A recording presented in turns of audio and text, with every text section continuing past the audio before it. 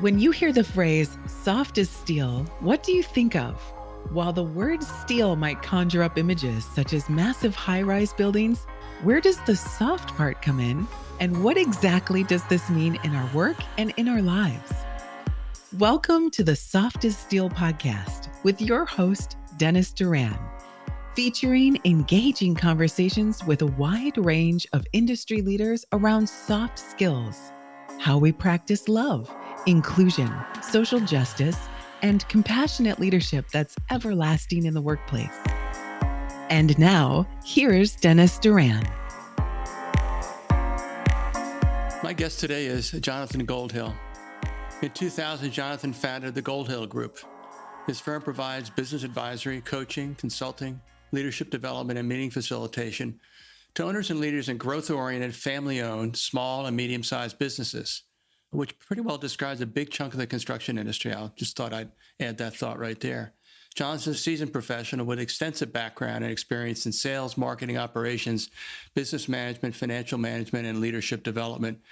His firm guides leaders of companies to increase revenues and profits, improve organizational effectiveness, build better teams, create added enterprise value, and improve the quality of people's personal lives and personal fulfillment.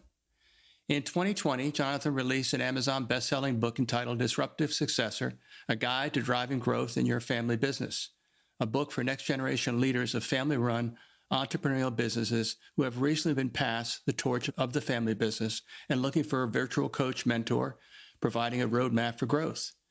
He also launched his podcast, The Disruptive Successor Show, that airs weekly and features disruptive successors, family businesses, and their advisors, experts, and advocates. Jonathan, welcome to the Soft as Steel podcast. Thanks, Dennis. Proud to be here. Good. I'm glad. That means you'll stick around for the entire time we have to talk. Oh, that's great. Right. Yeah, good. All right. So let's start with kind of the obvious question, at least to me, Sure. on two fronts. One, your clientele, which I relate to very easily. As you know, I'm in the construction industry. Right. And secondly, this notion of the naming of your book Yep. and your podcast for that matter. Yep. Tell us about what it means when you say the disruptive successor. Okay. So, yeah, the disruptive successor is, in my mind, the next generation leader, typically a millennial for me, right? Because they're more coachable than us older guys because they're more interested in learning, they have more hunger, they're more willing to read books and watch tapes, videos, things like that. So they're usually a next generation leader, typically a millennial, in a family business, in very much unsexy industries, Dennis. So largely I've been serving construction companies, many, many years working with landscape companies, but also a smattering of electrical contractors, plumbing contractors, HVAC contractors. And I guess you'd call these the specialty trades, but also working with manufacturing companies, also working with real estate, property management, service type companies. So I call them unsexy industries because typically family businesses are multi-generation and they're not like the latest tech. They're not an app. They're not an e-commerce company, but I have worked with many different entrepreneurs in many industries. And so if I'm working with an e-commerce startup type company, and I say startup, maybe they only have a half a dozen people, but they're already doing 8 figures in revenue, so that would be 10 million or more. They're disruptive and they're disruptors. So I opened the disruptive successor to not only just in family businesses, the successor, but also disruptors in industries or entrepreneurs.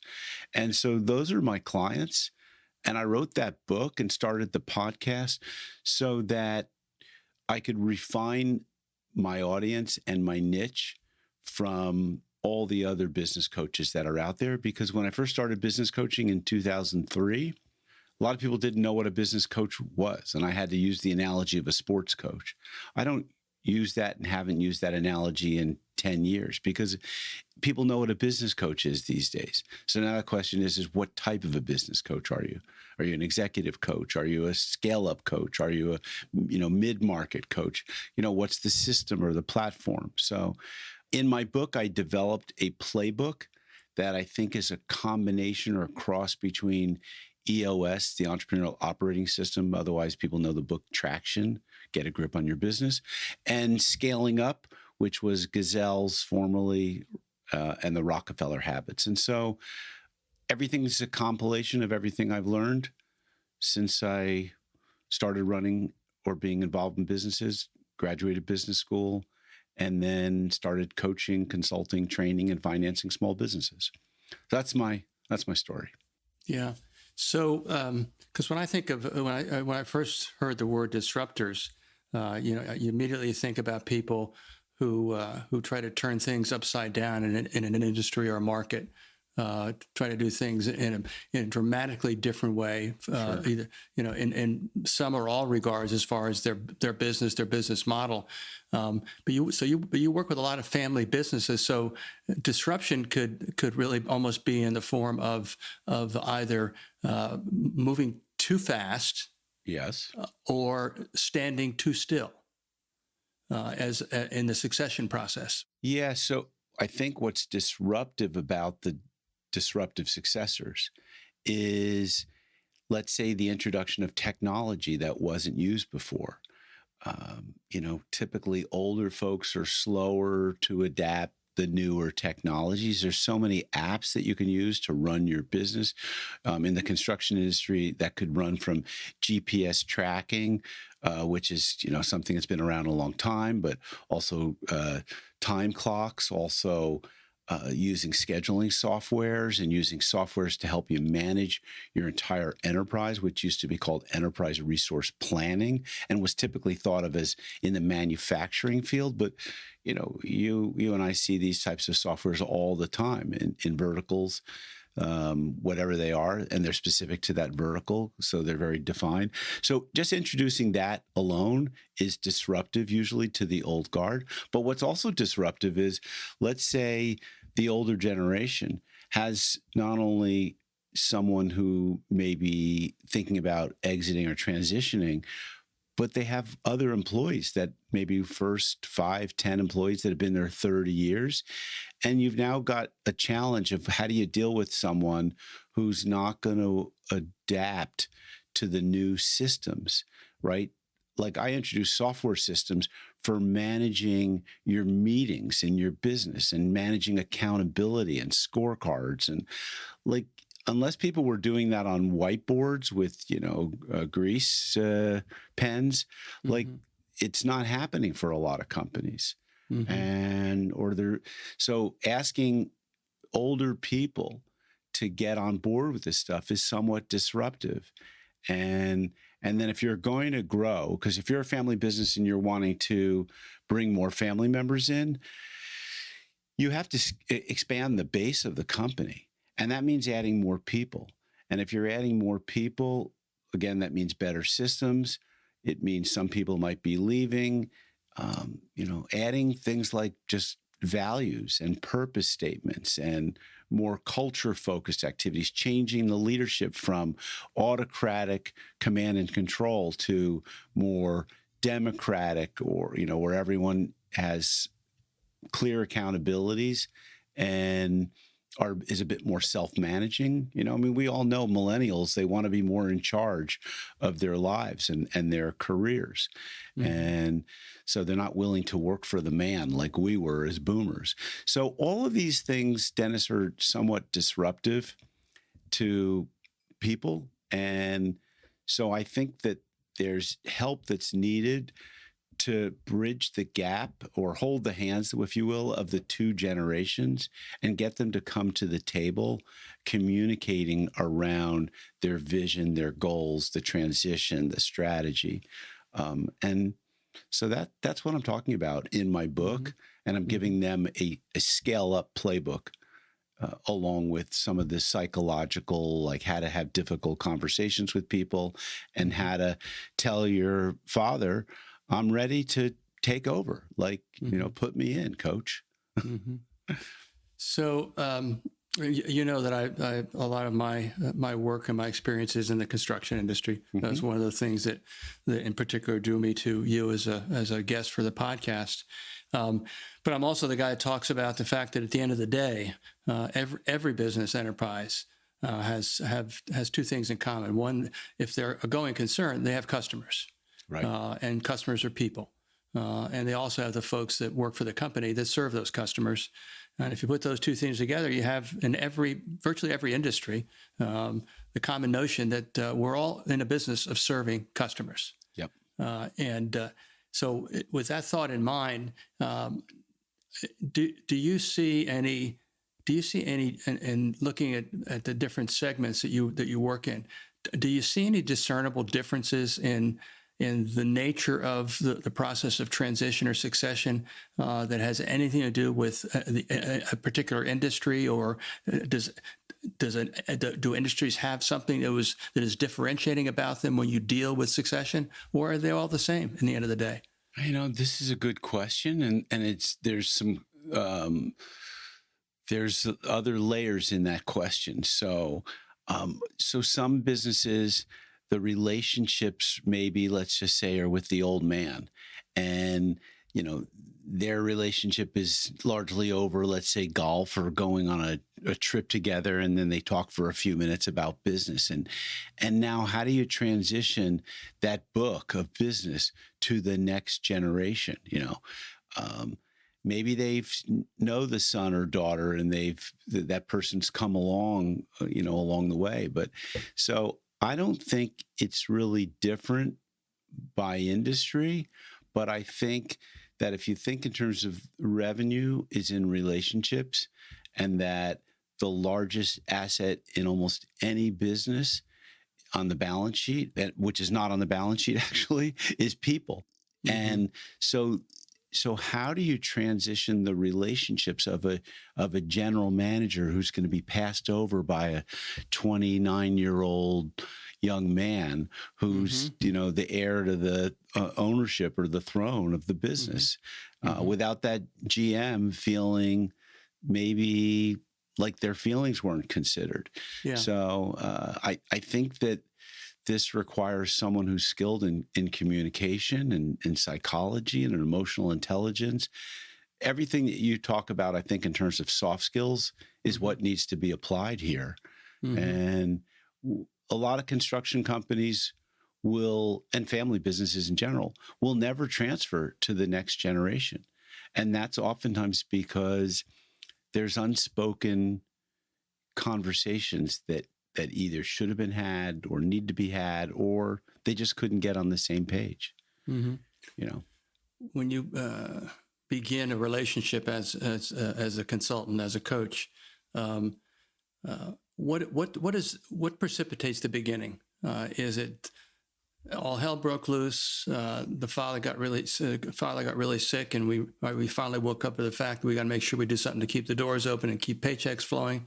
What are the triggers for that transition or succession from the boomers to the millennials, which is probably the predominant succession pattern that takes place? What are the triggers? So for me, and I think it could be that and other things, but for me, and maybe it's because I'm writing and speaking and communicating on social media, oftentimes to that younger generation, I'm getting the younger generation coming to me and saying, hey, I saw your book, or hey, I was referred by another guy in like a peer group. And what I want to do is I want to take over the family business, and I feel like I need some leadership development.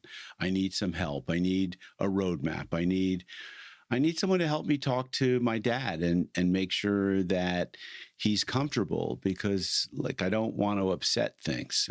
Well, I find that when it's the other way around, when the father's reaching out to me, it's usually, hey, I'd like you to work with my son. I'm not sure he has what it takes. And I have questions about that. And could you work with him and see if he seems to have what it takes? Because there's a lack of confidence from the father to the son. And so I see that as common.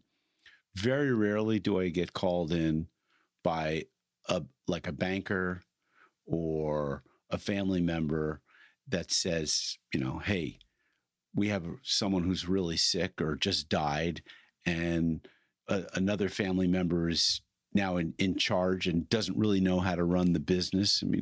So a banker many years ago called me into a company that was a large painting contractor, where the the man running the business passed away and the wife inherited it. And here she was sitting with a $20 million business she didn't know how to run. So, so there's all different reasons why someone might get called in.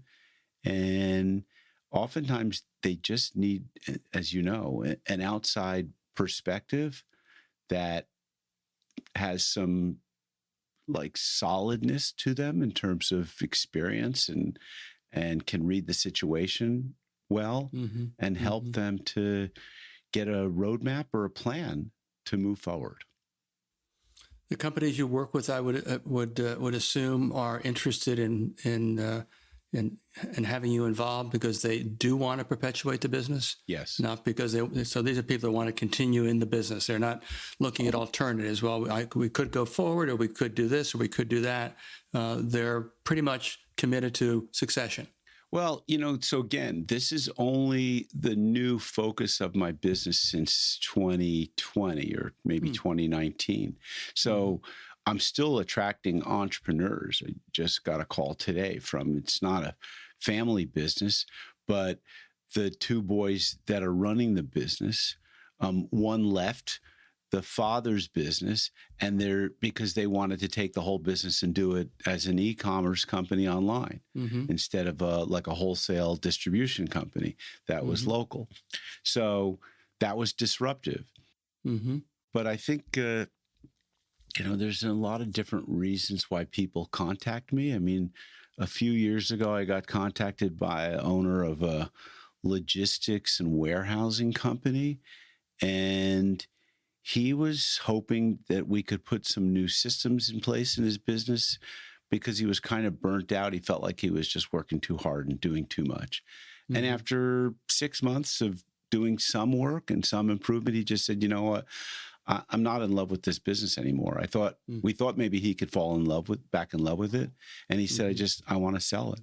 And I brought in someone, and 9 months later we sold it and freed him up to open up an art gallery. So, yeah. Well, that's a change. Yeah, that's a change. No, it's a big change. Sure. He was he became an Airbnb host and an art gallery. He wanted to just be more free. Anyway, look, I mean, we sold it for like $8 million. So it's a good chunk of change for most people. Indeed. Yeah. So it's probably fair to say that not every company that you try to help succeeds in using your advice. Yeah. Do you have any feel for all the business you've worked with? What percentage of them haven't made it? That's a great question, and I don't really know. I mean, we as consultants and coaches, we try and focus on our success stories and amplify those stories. But there's a lot of people, honestly, Dennis, that have come to me and maybe only did the minimum 3 months and then just said, I'm going to move on. I'm going to implement what you gave me. Or maybe some might even say, I don't think this is a great fit, or I wanted something different. I mean, and who knows where those people go.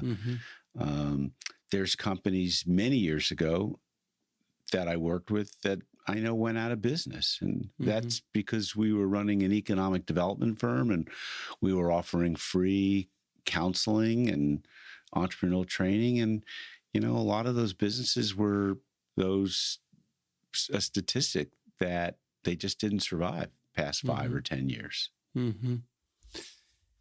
I'm asking obviously a lot of questions about the companies you work with. What are you finding in terms of companies that are in their succession? The successor is not the father, not the brother, but the mother or the sister. In other words, a woman successor. How many of those situations are you seeing where the candidate or the choice to succeed and continue the company is a woman? I mean, only one right now that I can think of that I worked with in the last 5 years. I think 80% or more of my clients are male.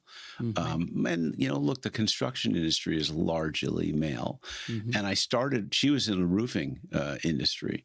And her father started the company. And honestly, she jumped into the business to help her father because her father was an artist who really wanted to get back into the studio, just doing art. I mean, the roofing was how he made his business, his living, and he did it with his brother. And they had a falling out, so they had two separate companies that were competitors in a small town. And the daughter came in to help save the business, and she was a school teacher, an administrator before that. So I don't see too many women entrepreneurs. The statistics aren't great for women. I mean, maybe more women are forming businesses than men these days, but the dynamic, certainly in the construction industry and of companies that are 5, 10 or more $1 million a year, 9 out of 10 of them are run by men. So it's my reaction to that, my comment on that is the same as it always is, and I think that's unfortunate. Yeah, so unfortunate. Yeah. Women, I think, can be great business leaders because they're emotional intent. And maybe this is, I don't know if I have the data to support this, but typically their leadership styles, their emotional intelligence is going to be greater, and they are more inclusive. They're more team players. So, all of that. So again, looking at your sample of business owners, that therefore, if they're the person at the top of the business, whether it's 2 or 3 people that work for them, and that's the whole corporate structure, and then they've got a handful of crews working out in the field, or if it's it's a larger concern when you get into the medium-sized business. What are the qualities that you see in your clients' leaders that you can attribute to that it's because of this or this or this that they are succeeding? What are the qualities of the successful leaders in your companies? Yeah, so, it's a good question because I have this dog-eared on my book, page 34, on a list of 12 questions. The answers, which mostly yes answers, means that you're coachable. And so the types of questions that I'm asking, I think, are predictors of how successful the client that I'm working with is going to be. And it's about, the questions are around approachability, receptivity, curiosity, humility, trustworthiness, open to learning, objective, not defensive, seeking out feedback, seeking out criticism, investing in their professional development. These are all characteristics of what I think are my best clients. I would argue they're probably your best clients as well. Without those, then people are prone to, I remember it was T. Harv Eker, the author of The Millionaire Mind, I think. He said the 3 most dangerous words in the English language are, I know that. Because when you say, I know that, you stop all learning, all possibilities, because you've already figured it out. And that's the opposite of listening. People who know how to listen are my best clients. Know how to listen, and also know how to create a response that is like future focused, behavioral change focus, forward moving, not just a listener and an analyst who's, thinking about why they behave a certain way. It's how do I understand what was just said, and how do I turn that into an actionable insight that I can move forward on? What is someone else saying and recommending to me that I can maybe learn from, implement, instead of saying, I know it. I know that already. I tried that already. That didn't work. It's not going to work. I love those kind of people, All right. So looking at just the construction industry clients that you have as a sample, as you look at them, what are the biggest problems that they say they're facing, and they're seeking your advice or counsel on? What are the things that are roadblocks or things that they're tripping over right now in their businesses? Yeah. So, one thing that they're tripping over is obviously profitability. Another thing is growing their revenues.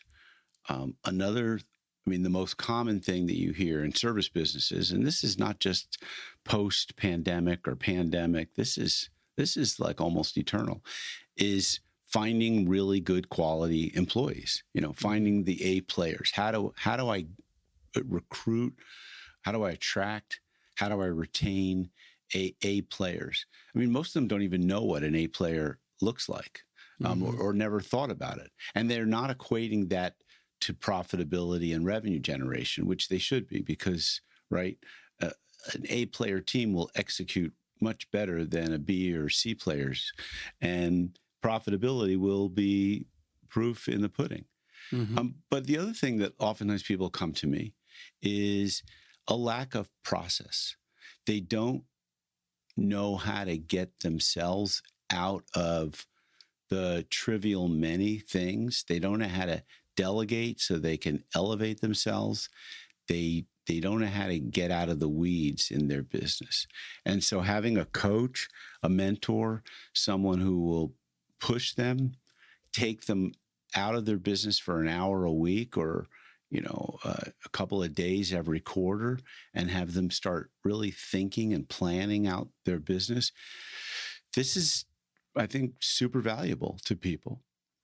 And so I'm not sure if I grasped the question and answered it properly, but I'm sure that you did, and then you proceeded to answer it. So okay, I think we're in good shape so far. So what do you think as you look around the landscape? What do you think are the most challenging issues? Let's set aside the resource issue, the people issue for a moment. What are the other things that are causing difficulties or difficult times for all kinds of business enterprises, particularly probably the lion's share of your customers, which are described or defined as being small businesses? Yeah. I don't think, because there's so many elements here. So I just was talking about process, right? And the fact that they might not have good standard processes that would allow them to step away from the business and have the business continue to run itself in that person's absence, in the absence of their daily presence or daily problem solving. That's one thing. The other elements, I think, are, and we talked about the people, that's a major element. The other thing is having a plan, having a vision. Where are you trying to take your business? What does it look like? What would it look like if it was 2 to 10x the size? Who would you have to be? How would you have to think differently if it's going to be 2 to 10x? Again, that gets back to the people. What players are you going to need? What seats on an org chart are you going to have to add? And do you have the right people on the team in the right seats doing the right things? So those are really important. I think one of the things I've seen that really ignites companies is a clear purpose and a standard set of values that everyone adheres to. Because when people have a purpose, they'll work for a cause.